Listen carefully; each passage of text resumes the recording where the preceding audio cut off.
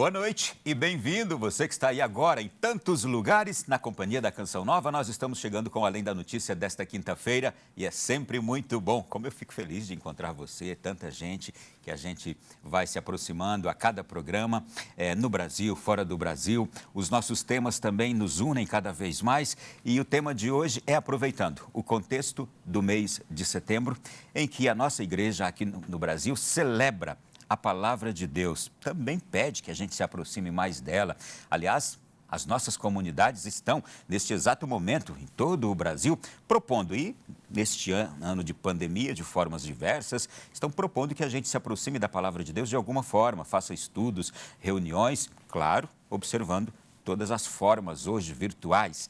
Mas nós aqui neste Além da Notícia de hoje queremos fazer também uma reflexão que vai muito além do ambiente eclesial. Mas a gente não foge dele. Nós vamos falar sobre a Bíblia Sagrada e seu impacto na história e na sociedade. Tenho certeza que vai ser um tema muito agradável. O convidado de hoje aqui do nosso programa é o Padre Antônio Xavier Batista, mestre em Ciências Bíblicas e Arqueologia pela Pontifícia Universidade Antoniana de Jerusalém, meu irmão de comunidade. Padre Xavier, seja bem-vindo, boa noite. Boa noite, Ronaldo. É sempre uma alegria estar presente, especialmente nesse mês, né? O mês onde nós falamos da Sagrada Escritura e de toda a importância que ela tem para a vida da igreja, mas, assim, na verdade, para a vida da nossa sociedade inteira, né? Onde temos grandes transformações que vieram a partir dela. Sempre uma alegria estar aqui, sempre uma alegria poder contribuir também, sempre nesse contexto, que é algo assim que eu sou apaixonado por isso também, né? Eu tenho certeza que quem está em casa agora vai fazer uma viagem pela história da humanidade. Porque a gente falar da palavra de Deus é a gente também visitar os lugares por onde ela foi passando, foi transformando. E não tem como a gente olhar para a história humana e não encontrar ali os efeitos das Sagradas Escrituras. Mas antes vamos ao berço da Sagrada Escritura. Vamos até Jerusalém, numa bela reportagem que a nossa querida Lourdinha Nunes preparou para nós. Acompanhe. A história do povo de Deus começa com o chamado dirigido a Abraão para deixar a sua própria pátria e com uma promessa: farei de ti um grande povo. A transmissão era feita oralmente, tradição passada de pai para filho. Os hebreus das 12 tribos se encontravam em algumas celebrações ao redor dos grandes santuários e transmitiam os fatos acontecidos com os patriarcas. A tradição hebraica rabínica ensina que as leis de Deus dadas a Moisés no Monte Sinai foram transmitidas de forma oral e depois escrita. O povo judeu foi moldado e organizado através da Torá, que são os 5 primeiros livros da Bíblia, ou seja, o Antigo Testamento. Tradição oral e escrita se entrelaçaram na história de Israel. As histórias não foram escritas imediatamente, mas nasceram da tradição oral, das experiências vividas com Deus. E olha, depois que a gente tem esta introdução, é também importante dizer mais. A Bíblia não é simplesmente um livro de religião. Os grandes luminares da filosofia e os fundadores de outros segmentos religiosos não alcançaram essa verdade eterna. Sócrates defendia a vingança contra os inimigos, Platão era defensor do infanticídio e da prostituição, Maomé defendia a poligamia, outros expoentes permitiam o roubo, mas a Bíblia ocupou o espaço de uma revelação inerrante, infalível e suficiente, portadora do conselho de Deus. Aonde ela chega, vidas são transformadas e nações são reerguidas das cinzas. Os grandes avanços sociais que a humanidade conhece são resultado do que está escrito nas Sagradas Escrituras, como a libertação dos escravos, o resgate da imagem da mulher e da criança, as grandes conquistas no campo cultural, econômico, social, científico e político também foram fruto do exame das Escrituras. E o que dizer da arte? O apogeu da melhor música foi inspirado pela Bíblia Sagrada. Penso na criação de Haydn, o Messias de Handel, Elias e São Paulo de Mendelssohn. E ainda, Bach, Mozart, Gounod. Basta isso para sabermos que as verdades eternas da Bíblia foram e ainda são a maior fonte inspiradora de todo homem em todos os tempos. Padre Antônio Xavier, mestre em ciências bíblicas e arqueologia. Quando se começa a estudar a palavra de Deus, por onde se começa? Aliás, o senhor esteve lá, estudou lá mesmo no lugar onde Jesus nasceu e viveu. Quando se começa a estudar as Sagradas Escrituras, por onde se começa? Bem, para começar de verdade assim a estudá-las, nós precisamos ter um pouco de método, né? A primeira coisa importante é por onde, não exatamente o que, mas por onde. Nós começamos por aquilo que é o mais importante, pelo Evangelho. Começa-se exatamente por ali. Porque, antes de mais nada, é importante que a gente tenha as referências não do ponto de partida, mas do ponto de chegada. Porque a nossa visão sobre a Sagrada Escritura, quando nós vamos caminhando para trás, ela precisa ser retroativa. Porque se nós partimos do primeiro ponto, nós vamos encontrar ali momentos onde o povo ainda não tinha a revelação tão arrumada, então tem uma lei que manda matar, uma coisa que faz uma coisa que não é tão específico aquilo que nós já temos hoje. Por quê? Porque a revelação ela é progressiva. E pelo fato dela ser progressiva, existem estágios onde ela está muito influenciada, muito, às vezes até contaminada, né, pelos aspectos sociais daquele espaço. E é por isso que, como nós temos Jesus, temos nosso Senhor, que já está ali, que é Deus que nos dá a interpretação correta de todas as coisas, a gente precisa partir exatamente dele, para que depois, então, nós possamos andar para trás, entendendo até chegar naquele ponto qual foi a história. Porque se nós partimos simplesmente do começo, eu quero ir do começo até o fim, partimos nessa sequência, nós vamos perceber que na Escritura existe também uma certa evolução da própria revelação. Então, a primeira coisa importante Esse é o percurso, por exemplo, de um biblista, quando ele começa a sua formação. Bem, não exatamente, porque quando a gente começa a estudar a esse nível, nós já fizemos esse caminho, né? Então, a gente já pode mergulhar lá para trás, né? Quando, no nosso caso, nós começamos pelas línguas. A primeira coisa é ter uma... Por isso se chama a exegese hoje, se chama ciências bíblicas, porque são muitas ciências, desde as línguas, a linguística, a arqueologia, a cultura toda que tem em torno, para depois, então, poder se chegar no conteúdo do texto Então e vamos lá, poder trabalhar. vamos lá. Para se conhecer com profundidade e se ensinar e se transmitir o que está contido no livro da Revelação, é preciso, então, este itinerário de formação. Esse grande itinerário. Primeiro, aprender exatamente as línguas bíblicas, porque as traduções, especialmente depois que a gente aprende as línguas bíblicas, a gente vê como que é complicado as traduções, né? Esse tempo eu estou, inclusive, corrigindo alguns textos de uma tradução que vai ser... Porque eu sou membro da Comissão de Doutrina da Fé, né? Eu sou um dos peritos da comissão. Então, eu estou conferindo exatamente uma tradução de uma editora que pediu o imprimatur e foi encaminhado para mim.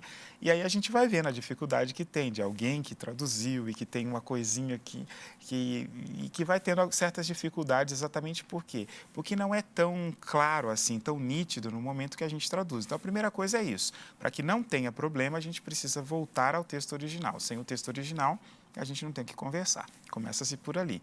Depois vai se aprender os elementos culturais de cada um daqueles tempos, porque os textos foram escritos em contextos diferentes, em locais diferentes, com histórias diferentes, objetivos às vezes diferentes, para depois entender como que essas coisas todas vão se articular no todo da fé. É um trabalhinho comprido. E é por isso que nós que não temos esse conhecimento, muitas vezes não interpretamos bem o conteúdo do Antigo Testamento. Muitas vezes acontece por isso. Mas mesmo o Novo Testamento, ele não está tão próximo assim da gente. Já são quase 2000 anos, né? Imagina a carta, o primeiro escrito mais antigo, o mais antigo de todos do Antigo Testamento, do Novo Testamento, é ali a carta aos Tessalonicenses do ano 51. Então, a gente já está quase com 2000 anos até essa carta ter sido escrita. Então, o conteúdo mesmo, o ambiente cultural, o conteúdo cultural mudou bastante, né? Então, tem várias coisas que, se não se compreende, escapam a nossa interpretação. Bom, eu vou fazer assim. No programa de hoje, a gente tem alguns convidados aqui e eu já quero chamar o primeiro convidado da noite de hoje, que ele vai também nos fazer mergulhar já num dos grandes propósitos do nosso tema de hoje, que é falar sobre esta chegada da palavra de Deus, e já eu volto nisso também com o Padre Xavier, às várias civilizações, às várias sociedades e a transformação que ela ia fazendo ao longo da história. Então, eu quero chamar já para a nossa conversa o advogado, jurista, Paulo Henrique Cremonesi, vice-presidente da União dos Juristas Católicos de São Paulo, que aceitou de muito bom grado participar deste nosso programa. Seja bem-vindo, doutor Paulo. Boa noite, Ronaldo. Boa noite, querido telespectador. É uma grande honra participar de um programa da TV Canção Nova, a TV da família católica brasileira. Ouso dizer, a TV de toda a família de boa vontade, mesmo a família não católica, mas que se rege por princípios fundamentais, pelos valores que são próprios da igreja, da vida cristã. Essa família também tem na TV Canção Nova um grande centro cultural de informações. Eu fico muito feliz, sinto-me honrado. Sinto-me bem à vontade em dizer que não haveria civilização ocidental sem igreja. E a igreja é fundada em nosso Senhor Jesus Cristo e tem como base a palavra. E a Bíblia disseminou os valores, os princípios morais que regem toda a civilização ocidental, que por sua vez foi construída pela igreja. Quando o Império Romano caiu, o Império Romano do Ocidente, a igreja, então, em crescimento e em expansão, ocupou o vácuo deixado pelo Império Romano. Foi o grande polo irradiador de cultura, de conhecimento, de sabedoria e também, evidentemente, a sua função principal de salvar almas, de difusão da palavra de Deus. Então, os princípios morais que nós conhecemos hoje são os princípios da Bíblia e que se espraiaram por todo o seio social. Consciente ou inconscientemente, as pessoas repetem coisas que estão na Bíblia. Por que fazem isso? Por causa do magistério da igreja. Repito, todo católico tem que ter muito orgulho disso. A igreja construiu a civilização ocidental. As universidades, a igreja que fundou. Eu tenho aqui uma placa, inclusive, da Universidade de Salamanca. Eu fui estudar lá recentemente, eu tenho muito carinho por essa universidade. Ela tem 802 anos, foi fundada pelos reis católicos espanhóis com a bênção papal. Tanto é que o seu símbolo carrega a mitra papal. E aqui, olha a importância do estudo e a força da igreja.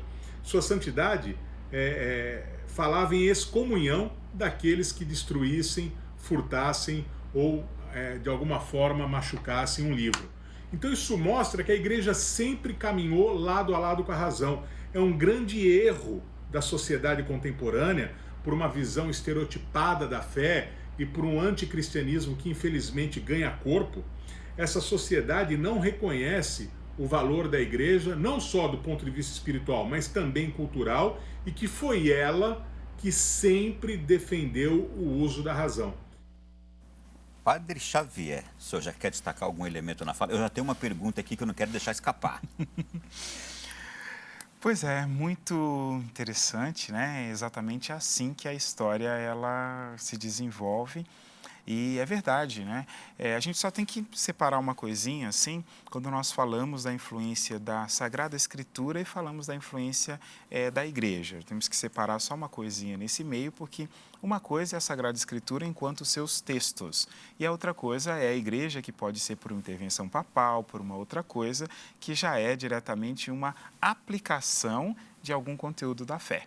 Aí é um pouquinho diferente só nessa questão de... E a minha pergunta já vai nessa direção aí. A minha pergunta então, seria essa. A igreja, ela foi portadora da palavra de Deus, e aqui o professor destacou bastante a civilização ocidental, não é? Ou a palavra de Deus foi portadora da igreja nessa descoberta do mundo? A pergunta é ótima, tá? Bem, a primeira coisa importante é assim, a gente entender o que nós queremos dizer quando falamos cultura ocidental. Essa é a primeira coisa importante. O que é uma cultura? Uma cultura é um ambiente harmônico, né? Um patrimônio de um determinado povo em um certo momento da história, do tempo, né? de uma certa região, que é demonstrado a partir do quê? Dos seus valores, né? E daí vem a moral, do seu próprio imaginário também, dos seus conceitos, da arte, de tudo, de conteúdos de educação. Isso é uma cultura. Então, ela é o patrimônio realmente daquele povo. Quando nós falamos que a Bíblia e a Igreja contribuíram, então, para a cultura ocidental, nós estamos falando que no Ocidente se desenvolveu a partir, então, daqueles que eram os valores que vêm da Sagrada Escritura, que são aqueles pautados pela igreja, que são os mesmos, né? Claro, né? E isso é importante a gente conseguir articular bem para entender como que a coisa funciona. É verdade que a cultura, ela influenciou muito na interpretação da própria Sagrada Escritura. Vemos, por exemplo, Agostinho, que tem uma linha de filosofia mais platônica, que isso ajudou muito a explicar muitas coisas que ele encontrou da fé e da própria Escritura. Mas, por outro lado, temos que entender o seguinte, que para que uma cultura exista, é necessário que tenha um elemento específico que harmonize todas essas coisas. E é aí onde entra de verdade a Sagrada Escritura. E não porque é um livro de revelação, mas pelo seu conteúdo em si, pelas suas coisas em si. Porque mesmo aqueles que às vezes não tinham nem fé, como pegamos o filósofo Immanuel Kant, né, que faz questão de lembrar que o Evangelho, ele diz desse jeito, né, o Evangelho é a base da sociedade ocidental. Ele que diz isso. E olha que ele se dizia agnóstico, mostrando que não é simplesmente pelo fato de aceitar porque é de fé, é aceitar pelo seu conteúdo objetivo. Porque aí quando nós dizemos exatamente assim, a nossa fé, ela não é baseada em mitos, nem em histórias, não é isso. Às vezes a gente encontra gente que fala essas coisas por aí, mas é falta de estudo, né? É falta de conhecer as coisas com profundidade, por isso sai falando, né? Aí isso acontece. Mas o que acaba acontecendo? Nós não estamos enraizados em ideias que tentamos demonstrar, não é isso. O verbo se fez carne, né? Quer dizer, Deus se fez homem, viveu a vida dos homens, falou como homem, demonstrou como homem, estabeleceu princípios que inclusive são humanos, porque no fundo o que é a salvação? A salvação, como lembra até mesmo Santo Irineu, quando fala assim, né, a glória de Deus é o homem, e o homem vivo, e a vida do homem é a visão de Deus, uma expressão muito bonita dele. Mas para a gente entender bem claro que o conteúdo não é que o conteúdo da fé e da Sagrada Escritura não é simplesmente um conteúdo que aponta para o alto, ele é plenamente enraizado, preso na nossa vida cotidiana. E é por isso que quando a gente fala realmente da nossa fé, falamos realmente de nosso Senhor, nós não estamos falando simplesmente de, não, ele diz isso porque é cristão. Não, ele diz isso porque isso é verdade. Ele diz isso porque isso aqui é verdade.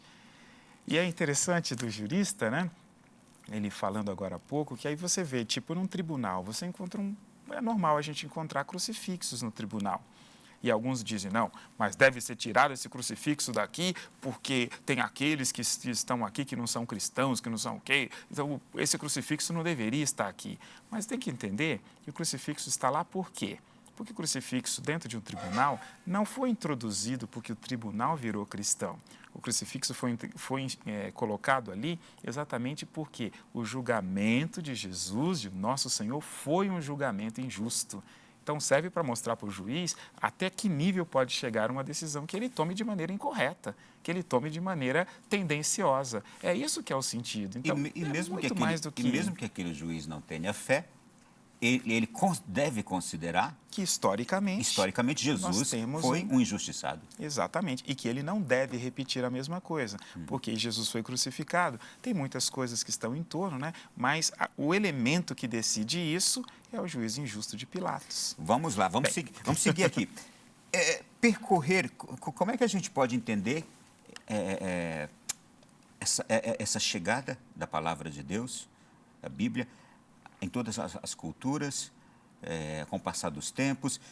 Volto àquela pergunta ali, a igreja foi portadora dessa palavra às civilizações que eram descobertas, ao mundo que era descoberto, ao mundo novo, ou a Bíblia foi levando a igreja?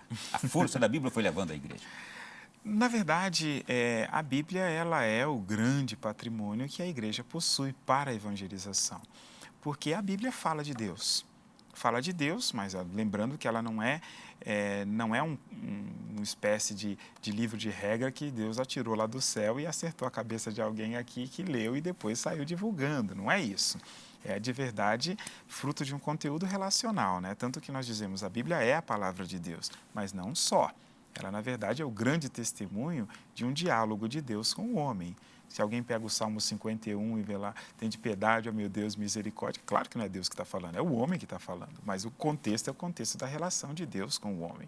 Isso é importante ser visto, porque tem algumas coisas na Escritura, inclusive, que nos mostram o caminho que não devemos tomar, exatamente porque pessoas lá atrás cometeram erros assim também. Mas então, a Bíblia, ela é o grande patrimônio, assim, é o grande e precioso patrimônio que a igreja tem para falar de Deus, para falar de nosso Senhor.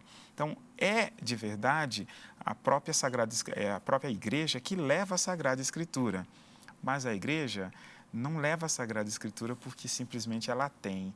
Eu acho bonito em Atos dos Apóstolos, quando Paulo se despede ali na cidade de Mileto, né, do pessoal de Éfeso, e faz questão de dizer, eu, ao invés de dizer, eu vos entrego a palavra, entrego a vocês a palavra de Deus, diz o contrário, eu vos consagro a palavra, né, porque no fundo, é a palavra que é o sustentáculo da igreja. Então é difícil separar as duas coisas. É isso que eu ia dizer, é indivisível a igreja da palavra. É impossível. Não é? Agora, e aí aqui a gente observa latentemente a influência da palavra, da igreja, na história da humanidade, que é justamente essa. Por exemplo, a festa de Páscoa que nós temos hoje no nosso mundo ocidental, o Natal que nós temos hoje, o calendário que a gente segue hoje, o calendário gregoriano do século XVI, eu diria mais ainda, a contagem dos tempos que a gente tem, a gente conta os tempos a partir de nascimento da morte de Jesus, o Anno Domini. A gente tem entre os personagens mais influentes da história da humanidade, isso é dado científico, entre os 100 personagens mais influentes de toda a história da humanidade, mais de 65% são cristãos. Essa influência foi só no mundo ocidental ou ela também penetrou o mundo oriental? Ela chegou no mundo oriental e chegou com muita força, até o ano 600, mais ou menos. Aí, a partir desse tempo, quando começa ali, nas primeiras décadas do ano 600, começa então a expansão do islamismo, que começa ali, uma boa parte desse patrimônio ele acabou deixando de existir. Tipo, nós temos a língua grega como sendo a língua ocidental mais importante de todas, né? Embora o latim tenha sido a mais falada, mas a grega que acrescentou não só para a gramática, mas para o pensamento aquilo que de mais interessante a gente tem hoje, né? E nós tivemos uma outra língua que também fez muita influência do lado de lá, que é a língua siríaca, onde nós tínhamos assim, uma quantidade gigantesca de monges que perduraram até o século XIV para aquela região que hoje é Irã, Iraque, que hoje já não tem mais nada, né? Mas ela penetrou nesse espaço de maneira tão grande que nós temos, inclusive, uma tradução antiguíssima do Evangelho de Mateus feita para o chinês, porque até lá eles chegaram. E ali também houve influência. E se vamos ver, 1000 anos depois disso, nós temos ali ainda São Francisco Xavier, que está lá de novo. Estava lá, estava evangelizando. Então, nós temos uma grande influência, sim. Especialmente naquilo que diz respeito assim, vamos dizer, aqueles que são os nossos substantivos abstratos, né, mas que são bem concretos na nossa forma de pensar, né, como justiça, como amor, como piedade, como misericórdia e outros valores importantes que são defendidos na Escritura, como liberdade de consciência, liberdade em si, né? O direito fundamental do homem é garantido ali, porque é isso que Jesus termina por mostrar. E isso tudo vai depois passar culturalmente, mesmo para aquele grupo que está ali num local, até onde a fé não foi estabelecida, mas à medida que aqueles que estavam à frente, eles iam adquirindo esse conhecimento, às vezes até sem assumir a fé, mas que percebiam que aquilo era muito melhor do que o que ele tinha adquirido até ali, vão sendo substituídos. E isso vai criando um modelo de Estado diferente. Agora, eu só digo uma coisa, a gente só precisa fazer uma pequena separação entre a influência da Igreja e entre a influência da Sagrada Escritura. Isso por quê? Porque a Escritura em si, quando falamos da Bíblia, ela já está consolidada, ela é um livro, está consolidada. A palavra de Deus é viva, mas ela é um livro. E o grande problema... E, aliás, o livro mais conhecido na humanidade. Absoluto. Né? Mas o que acontece? Nem sempre as suas interpretações trouxeram progresso para a sociedade ocidental ou para a sociedade oriental. Nós temos problemas aí também. Bom, a gente vai continuar. Eu quero chamar novamente aqui o professor Dr. Paulo Henrique, que ele vai nos trazer mais contribuição sobre justamente isso, a influência da palavra de Deus na vida civil. Vamos ouvir um pouco mais. algo que eu gostaria de deixar bem claro é exatamente esse papel da igreja também como difusora do conhecimento. Ela conseguiu amalgamar de forma muito correta o direito pré-existente à igreja, a filosofia grega ocidental pré-existente à igreja, dando aos dois novos contornos, dando aos dois o signo cristão, e ela conseguiu também criar uma cultura própria que se disseminou pelo mundo. E essa cultura, evidentemente, não poderia ser fundada em outra coisa, não poderia ter outro alicerce do que a palavra, que é o próprio Senhor Jesus Cristo. O Antigo e o Novo Testamento, eles nada mais são do que o Deus que se fez carne, se fez palavra. Então nós temos que ter em mente isso. Tudo na vida civil é influenciado pela igreja e também pela palavra.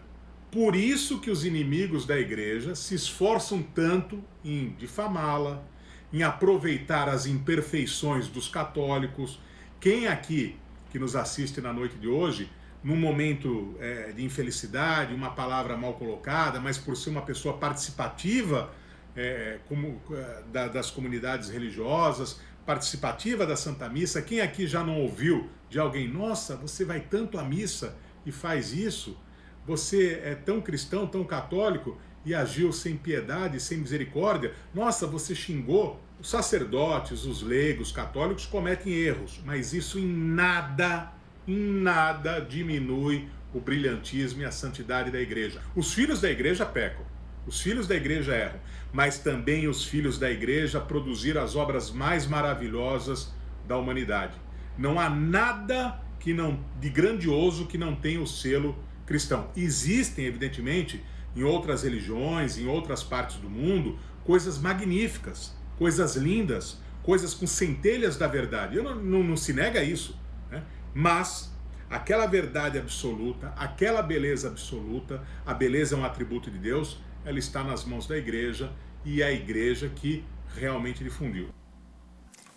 É tanta coisa que a gente vai ouvindo também e a gente vai pensando e vai percebendo como a palavra de Deus ela foi se ramificando por todas as partes, assim, por toda a história da nossa sociedade, que quando a gente de fato toma em mãos aquilo que a gente tem na atualidade, a gente percebe a raiz de tudo isso está realmente nesse pensamento cristão, né? Está sim. Inclusive nas correções que foram feitas de interpretações equivocadas da própria Sagrada Escritura. Ali, porque, assim, nós temos, assim, infelizmente, algumas páginas na história onde a Bíblia foi utilizada como uma escusa, como um motivo para fazer o mal, inclusive, para a guerra. Nós temos páginas horríveis na história onde reis absolutistas utilizavam daquele princípio da frase de Jesus a Pilatos, né, que nenhuma autoridade te foi dada, você teria sobre mim se não tivesse sido dada do céu, do alto, aliás, né? Deixando a entender, então, que aquele rei seria orientado, né, o seu pensamento diretamente pela graça de Deus e que não funcionava bem assim. Mas isso não tem nada a ver com o problema da Sagrada Escritura, tem a ver exatamente com uma certa maldade precoce na pessoa que está tentando se utilizar dela. É por isso que nós aplicamos em relação à Sagrada Escritura, aprendendo com todas essas coisas que ocorreram lá atrás, aprendemos de uma forma muito simples de dizer, né? Quando nós pegamos um princípio que é bíblico, ele não pode encontrar contradição em relação a um outro princípio, a não ser que ele seja a evolução desse outro. Está entendendo? Porque não pode ter contradição. Porque se houver uma contradição nesse meio, aí a gente esbarra num sério problema.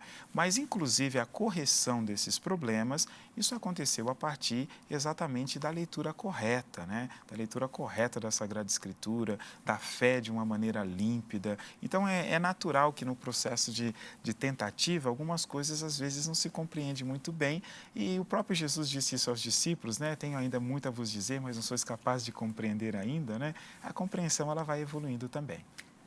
Daqui a pouco a gente vai falar também sobre essa proximidade da palavra de Deus a nós, aos homens, como isso fez bem para toda a humanidade, que foi sempre propondo mudanças no ser humano. Daqui a pouquinho, porque agora está chegando o nosso primeiro intervalo aqui no Além da Notícia, e na volta também vamos ter ainda mais convidados aqui neste programa. Até já.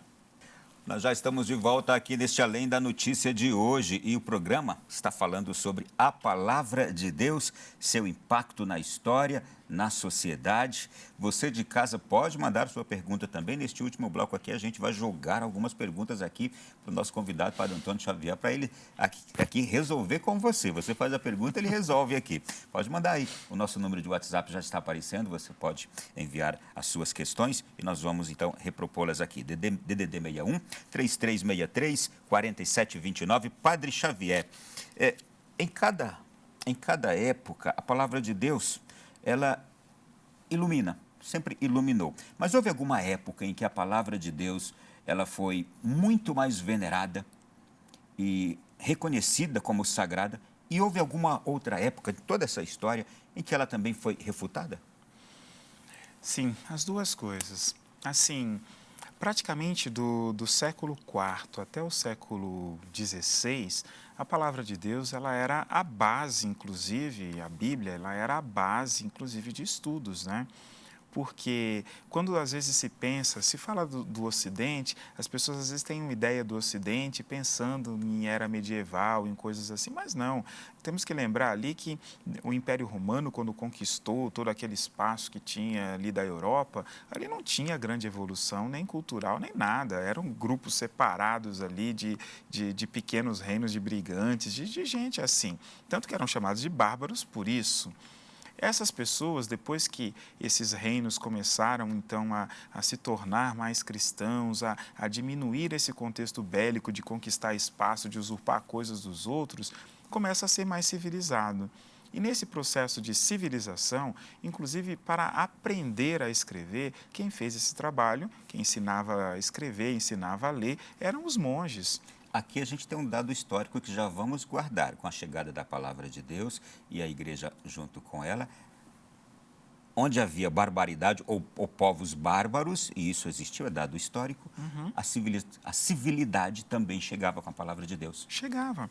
E aí o processo de aprender a ler, aprender a escrever essas coisas, começaram pelos monges. Não começaram com castas lá em cima, não. Os monges é tipo quem vai em São Paulo ou vai ali no Rio de Janeiro, está lá um mosteiro de São Bento no meio da cidade. Mas que monge doido é esse que fez esse mosteiro ali? É claro que não foi feito ali. O mosteiro estava afastado. Foi a cidade que cresceu em torno ao mosteiro. E os monges que tinham escolhido uma vida exatamente isolada, não tiveram escolha, tiveram que abrir as portas para começar a ajudar essas pessoas, porque eles tinham técnicas para cultivar o solo, tinham técnicas para tudo isso, porque sobreviviam exatamente disso, né? No mosteiro não se usa dinheiro, se usava exatamente aquilo que eles faziam. E as pessoas que estavam em torno começaram a participar. Isso é resposta também para as críticas de por que a igreja detinha poder político? Sim, a influência depois que a igreja passa a ter politicamente é exatamente por causa disso, porque foi ela que começou a ensinar a cultura. Não é que ela condicionou a cultura no período medieval, como pessoas que às vezes não se dedicam muito ao tema vêm dizer, não, Idade das Trevas, porque a igreja escondia o conhecimento. Escondia o conhecimento do quê? Grécia tinha sido destruída há tanto tempo. Essas coisas ali, o conteúdo que provém de lá só existe por quê? Porque eram guardados nos mosteiros, porque eram lidos nos mosteiros, porque os monges utilizavam disso, porque o resto já tinha desaparecido. Bibliotecas inteiras, cadê a Biblioteca de Alexandria? Não existe. Mas por que não existe mais? Porque não estava na mão da igreja. Porque aqui estava, ela essa é uma resposta importantíssima para as pessoas, porque há uma forte crítica de que a igreja foi detentora do poder político, mas ela foi porque não tinha quem soubesse fazer governança, não tinha quem soubesse organizar esses povos sem conhecimento, sem instrução, bárbaros muitas das vezes. Então, a igreja via-se obrigada a fazer o trabalho administrativo. É importante dizer isso. Era a forma que acontecia. E lembrando que nós não tínhamos um mundo organizado como nós temos hoje. Exato. Não tínhamos constituições, não tínhamos essas coisas. O que acabava regendo as pessoas ali, às vezes, era o bom senso. E era nesse meio onde a igreja estava. Então, não é que a igreja ela não tinha reis. os reis se diziam católicos. Isso era bom, né? Alguns reis que se diziam católicos, por quê? Alguns de fato eram, outros não, só se diziam, né? Mas pelo menos tinha quem pudesse cobrar deles, né? Você falou que você é isso, então faça tal qual, né? Como católico, haja assim. Ao menos isso se podia fazer. Mas não é que essas pessoas gozavam... Esse poder político era muito mais de influência. Claro, houve a questão dos estados pontifícios, onde o Papa passou a ser detentor daquele espaço todo ali, mas isso aconteceu por quê? Pessoas que morriam deixavam doações de terra e, à medida que aquilo foi ficando na mão da igreja, tinha que administrar. Por grande devoção e piedade, faziam isso mesmo, doavam todos os seus bens para a igreja. Agora, num campo administrativo, que é um campo diretamente mais mundano, vamos dizer assim, né, que são as relações, é natural que ali tenha decisões mais acertadas, menos acertadas e até certas e erradas nesse meio. E ali, claro, quando mexe com isso, você se arrisca. Mas como é que não se mexe com isso quando é a única coisa que sobra, como foi exatamente a igreja depois da queda do Império Romano? Vamos seguir aqui agora. Olha, o professor, doutor Paulo Henrique, vai trazer mais contribuição ainda sobre essa chegada e influência da igreja em vários outros universos. Vamos ouvi-lo. Eu tive a oportunidade de já defender a igreja no Supremo Tribunal Federal, tive a oportunidade e tenho, ao lado dos meus confrades da União de Juristas Católicos de São Paulo e de outras instituições que eu participo, como a União Brasileira de Juristas Católicos, de defender a igreja, defender as grandes questões, ainda que muitas vezes nos bastidores, atuando, ajudando os grandes protagonistas, e por isso é que, independentemente ou apesar das minhas falhas, das minhas limitações, eu me sinto autorizado e com grande boa vontade de conversar aqui com vocês. A palavra de Deus exige estudo. É um outro paradoxo. A fé é cheia de paradoxos. A palavra de Deus exige pureza de coração e simplicidade, por um lado. Às vezes um homem inculto consegue entender melhor a palavra de Deus do que um acadêmico, do que um doutor, do que alguém com grande conhecimento das coisas do mundo. Isso é verdade. Mas não é menos verdade e não pode servir como uma espécie de biombo para o católico, de comodismo, porque isso seria aburguesamento e isso é contra o espírito católico. Não pode essa pureza, essa simplicidade serem justificativas para o não estudo. O católico, dentro das suas possibilidades, conforme o seu estado de vida, tem que estudar a palavra, tem que estudar a doutrina. E isso foi tão importante que, com base nessa palavra, nessa doutrina, que lá na Idade Média, no começo da Idade Média, a Igreja Católica desenvolveu um método científico.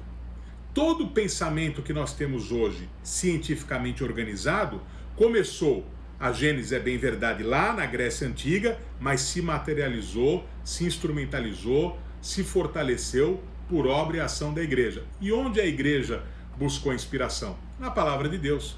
Então, os princípios jurídicos que respeitamos hoje, civis ou criminais, são nascidos da igreja, são nascidos da palavra. E nós temos que sempre levar isso em consideração, não podemos jamais esquecer disso. O método científico foi desenvolvido pela igreja. As universidades, repito, já falei no bloco anterior, foram também fundadas pela igreja. Os hospitais, as grandes catedrais, amem as catedrais europeias. Cada vez que uma catedral europeia, na França aconteceu isso 2 vezes recentemente, incendiar-se, é para chorar tanto ou mais quanto as queimadas no Pantanal, na Amazônia, porque nada supera a grandiosidade de uma catedral medieval. É o engenho humano a serviço de Deus. É como se a inteligência humana fosse diretamente tocada por Deus. E a igreja deixou esse presente arquitetônico para o mundo.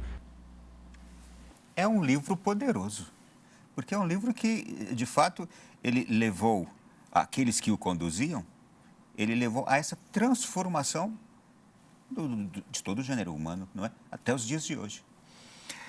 De nada vale a inteligência se ela não tiver um foco, né? Esse é o grande detalhe. E a Sagrada Escritura, ela se presta exatamente a isso. Ela direciona exatamente aquela que é o ímpeto primeiro desse que é um artista, que é uma pessoa bem intencionada, porque o que está em jogo é o amor à verdade, o amor ao bem, né? O amor de verdade às pessoas. Porque, como eu dizia naquele outro bloco, algo importante de considerar, não é simplesmente porque a Sagrada Escritura é a palavra de Deus, mas é porque aquilo que ela diz é verdade. Esse aqui é o detalhe.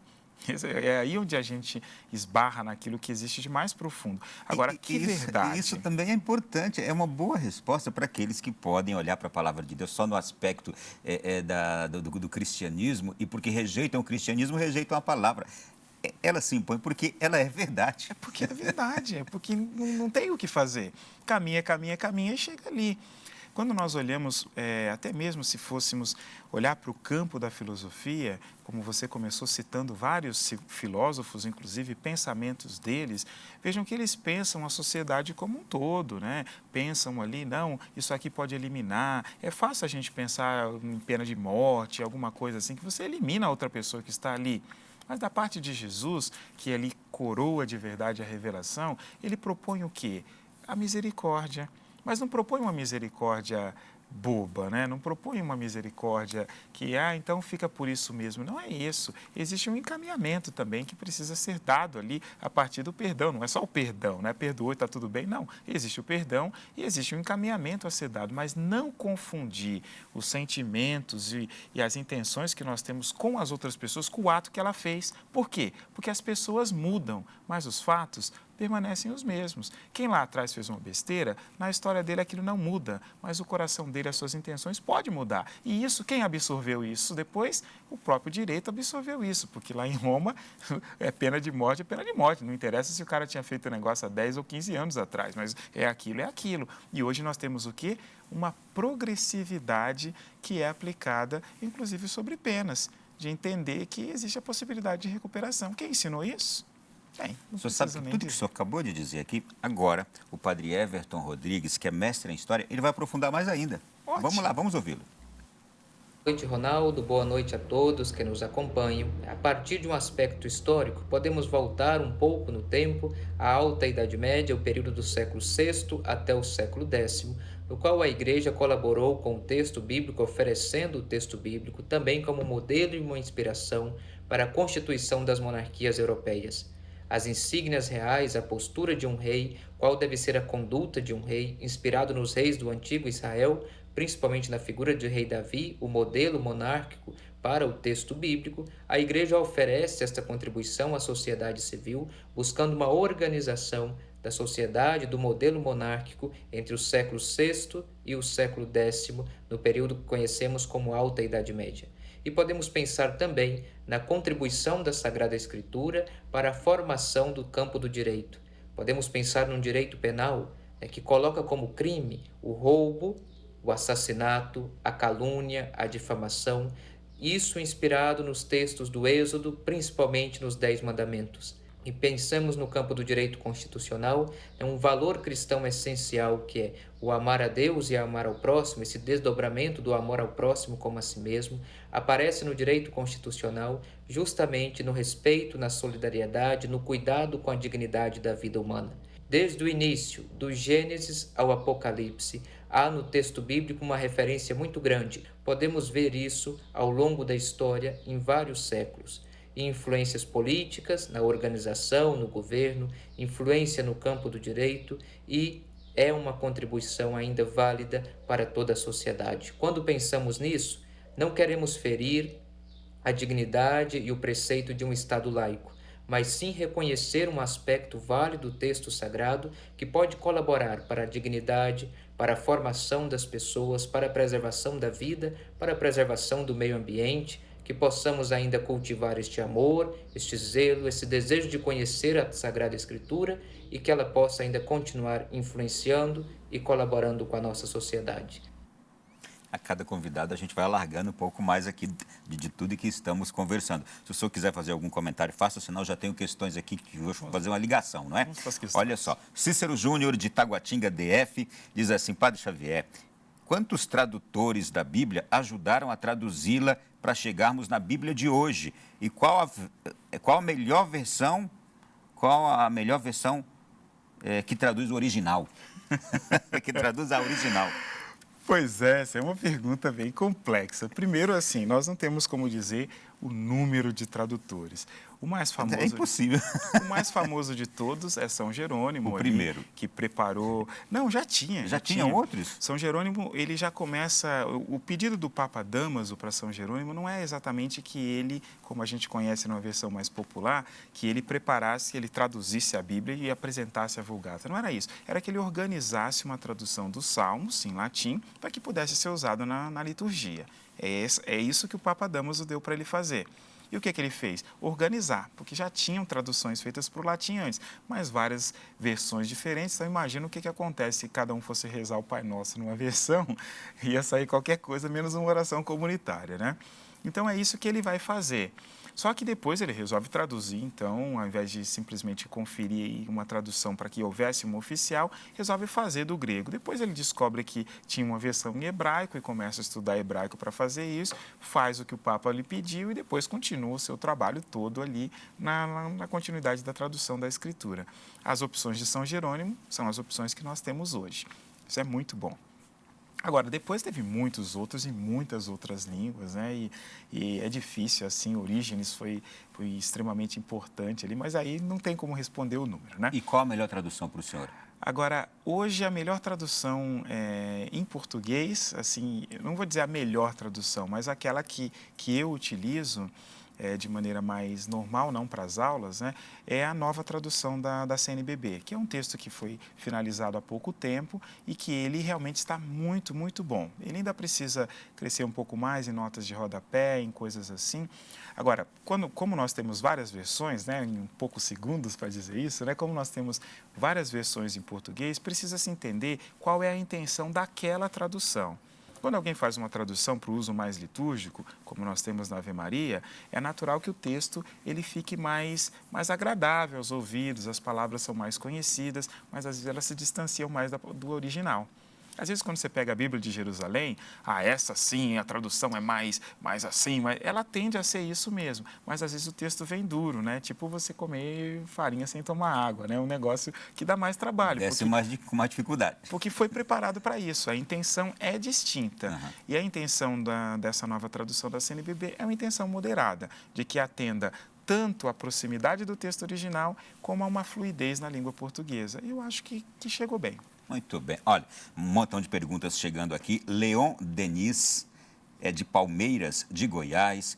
Padre, quais seriam os princípios bíblicos mais aplicados em nossa atual conjuntura social e como avaliar a dignidade da pessoa humana aos olhos da Bíblia? Então, na verdade, a segunda pergunta já responde à primeira. O principal mesmo valor bíblico é esse da dignidade da pessoa. Porque o que está em jogo aí é a encarnação do Verbo. A maior revelação de todas é essa. Nosso Senhor, nosso Deus que nos ama e que veio estar conosco, que morreu e ressuscitou para nos salvar. Então, é a dignidade da pessoa humana. Aí eu nem coloco as outras coisas, porque tudo aquilo que é inerente à dignidade inalienável da pessoa humana, quer dizer, nem o Estado tem direito a ferir a dignidade da pessoa, esse é o valor mais alto.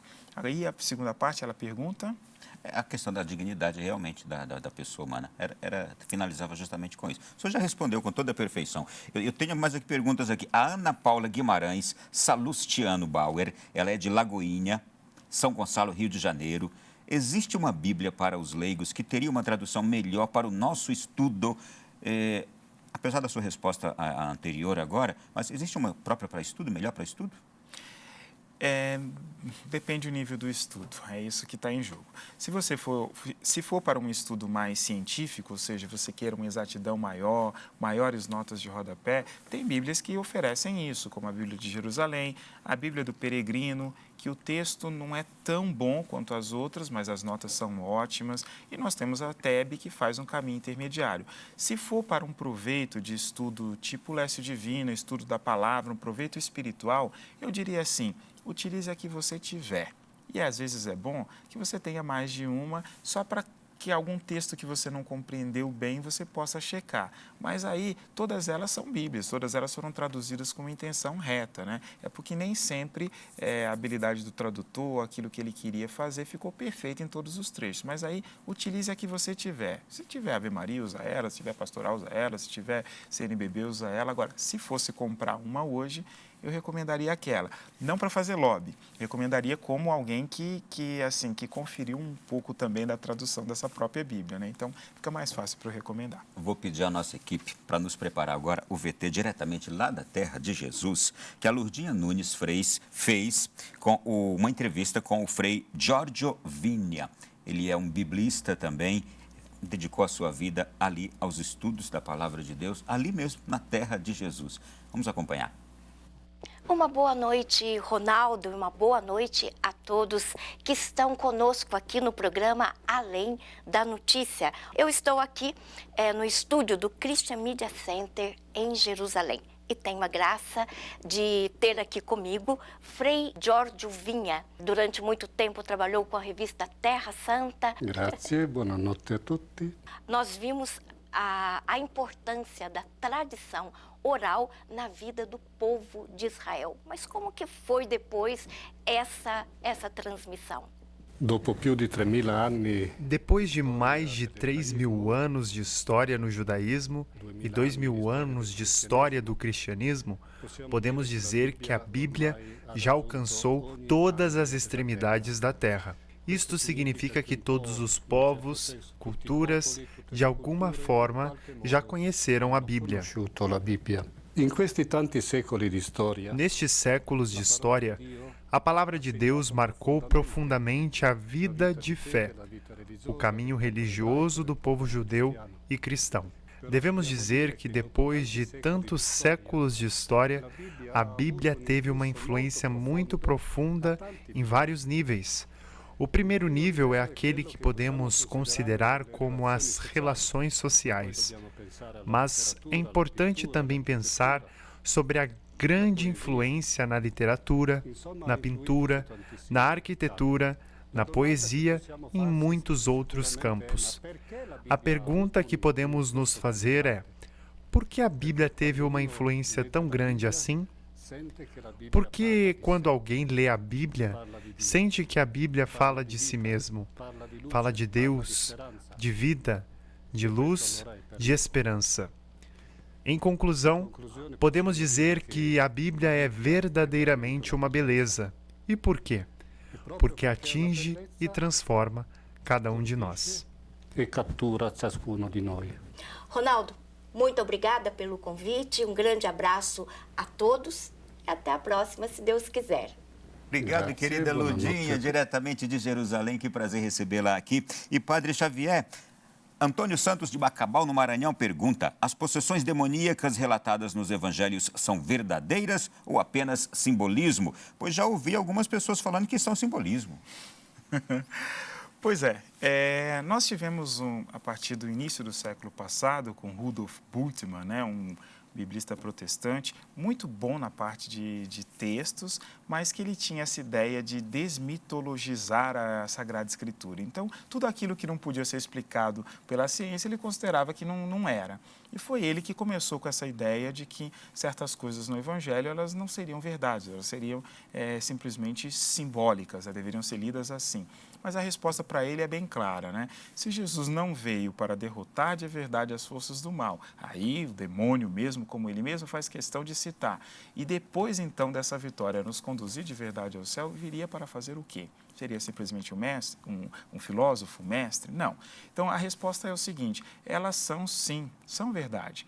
Agora, o que nós precisamos ver, talvez o caso que ele possa estar perguntando diga a respeito, tipo aquele do menino epilético, que está lá, quando Jesus desce do Monte Tabor, e está lá, e o pai vai atrás de Jesus e faz alguma coisa, e Jesus faz realmente, e a gente diz, não era uma possessão, era uma epilepsia. Seja o que for, da maneira como Jesus tratou da questão, aquilo lá era fruto de algum tipo de ação demoníaca. Obviamente, né? Porque ele não deu um remédio para o menino, não foi isso que ele fez. Né? Ele usou da sua autoridade para resolver a questão daquele jeito. Então, é importante entender que mesmo que algo não seja dito como uma possessão especificamente, existe uma ação do mal ali sim. E tudo isso é verdade, porque se não fosse, jamais teria ido parar na Escritura, já teria sido descartado desde a nascente de quando foi escrito. Muito bem. Eu teria tantas perguntas, mas uma última quero fazer para o senhor aqui e seja bem objetivo. Tem menos de um minuto. existiram também livros apócrifos que não entraram na Bíblia. Apócrifo quer dizer o quê? Apócrifo quer dizer reservado, aquele que não é lido na Assembleia. São textos que contam, às vezes, até histórias de alguma comunidade cristã, mesmo que ela tenha se separado, seja sectária, e que ela criou uma versão diferente, mas que ela acabou não sendo inserida no texto sagrado porque não acompanha ao 100% a revelação. A revelação, muito bem. Olha, ouvindo essa última pergunta, a penúltima pergunta e resposta também do Padre Xavier, a gente fica imaginando, se a Bíblia não trouxesse verdades, a gente não teria essa transformação bela da história da humanidade. É um livro de poder, quer dizer, o que tem aqui realmente é algo extraordinário, este livro. Padre, foi um prazer recebê-lo, muito obrigado. Eu é que agradeço, sempre à disposição, né? Esse mês é mês mesmo de fazer vários cursos, eu tenho até feito alguns, né? Mesmo nesse tempo só em rede social mesmo, né? Colocando exatamente para a gente poder aprofundar cada vez mais, né? Até a próxima. Até a próxima. E a você que esteve conosco também, muito obrigado. Até a próxima quinta-feira aqui no Além da Notícia. Este programa poderá ser revisto a partir de amanhã à tarde no Canção Nova Play, de graça para você. Mande para as pessoas que você quiser também. Grande abraço a todos, fique com Deus e continue com a programação da Canção Nova.